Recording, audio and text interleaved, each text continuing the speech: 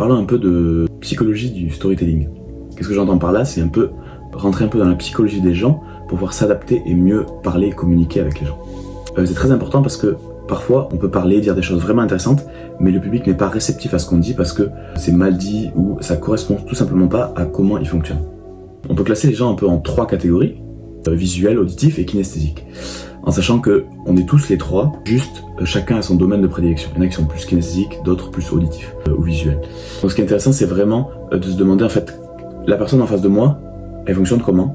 Donc je vais essayer de m'adapter et de parler dans son mode de fonctionnement.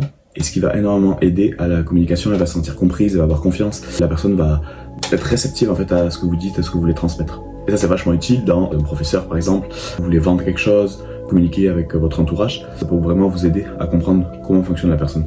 Voyons un peu, commençons. Comment communiquer avec le visuel? Le visuel, il comprend la réalité par des images, par ce qu'il voit, par ses yeux. Donc en fait, il voit la réalité, il se fait une image, une description et il la comprend. Donc il utilise des choses visuelles, des descriptions. Il faut utiliser ça à son avantage. Pour reconnaître un visuel, il utilise des phrases souvent comme « je vois ce que tu veux dire »,« montre-moi comment ça fonctionne »,« explique-moi ». Pour le toucher vraiment, il faut lui faire des descriptions détaillées de ce qui l'entoure. Montrer des graphiques, des choses visuelles, des schémas. Par exemple, si vous faites une présentation devant un public, avoir un PowerPoint avec des schémas très simples, des choses visuelles, ça va l'aider à capter vraiment ce que vous dites. Parce qu'il va se souvenir, ça va se marquer dans son esprit tout ce qui est visuel. Il va revenir à votre propos par ça. Ensuite, comment communiquer avec un auditif? L'auditif, il se focalise sur ce qu'il peut entendre. Donc, il a plus un rapport à la réalité qui est les sons. Pour le reconnaître, il va souvent répondre en disant « Ah, ça sonne bien ce que tu dis, j'entends bien ce que tu dis. Dis-moi en plus à propos de ça. » Il aime bien parler et tout. Et lui, il va être vachement attentif au son, au timbre de votre voix, au rythme de votre voix, à la confiance que vous avez dans votre voix. Il va sentir tout de suite si vous n'êtes pas confiant ou si vous êtes hésitant dans ce que vous dites. Il va être vachement attentif au débit de parole, au silence. Tout ça est vraiment important pour lui. Dans vos descriptions, vous pouvez inclure des sons. Ça va vachement l'aider.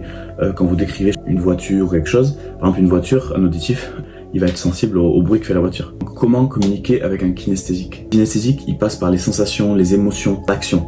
Lui, le top pour lui faire acheter une voiture ou pour qu'il comprenne un concept, c'est de lui faire essayer la voiture ou essayer le concept. Parfois, c'est compliqué parce que les concepts sont immatériels. Lui faire vivre par l'imagination ce qu'on veut lui faire transmettre, par les émotions et tout. On reconnaît parce qu'il utilise des phrases souvent comme je ressens vraiment que c'est la bonne décision, ça me parle pas trop, laisse-moi essayer pour voir comment ça se passe. Il a besoin du test, quoi, vraiment. Lui, il a vraiment besoin de toucher, sentir, service pour l'accepter. Ce qui marche vraiment avec lui, c'est les périodes de test. Le kinesthésique, c'est s'identifier beaucoup plus au héros aussi. Il est capable par un personnage, vous pouvez lui faire vivre des expériences parce qu'il va vivre les mêmes choses que lui. Si le héros a des sensations, des émotions intérieures. Donc voilà un peu pour le kinesthésique.